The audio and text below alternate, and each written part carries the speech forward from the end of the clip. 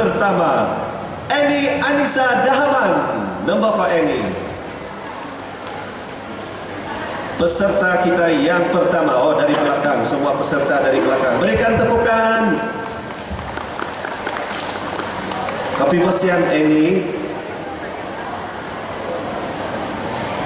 Sebelum Eni Anissa menyampaikan lagu, saya mau cerita-cerita dahulu.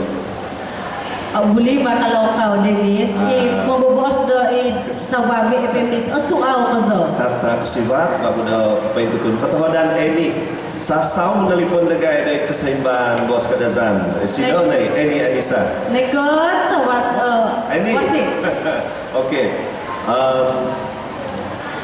Hozo no depan bain na diting Hozo di site ini I aitan so mulumuzo mandadiaw Agnes Kulungan kanangan no sa Hozo diti lima na kanangan ko Dennis sunod pa to do so umul zo manda diaw nga di hazo ko nga so umul zo do minda do sawa VFM Dennis iya to katahodan kemasan pihi no na baiti da makinangaw ya tepat na ko zo nga auto ko na po tumano daw po piboyan nga auto ko di alamay iya toko ya bos kadi bos na subay yang penting penyertaan kalau tidak ada peserta maka tidaklah jadi pertandingan betul atau tidak Dennis? Betul, itu dia kata-kata semangat yang bersemangat sekali peserta yang pertama ni Eni Anissa Dahaman Somul Muzo Mandadiaw Pintonda Kanong Eni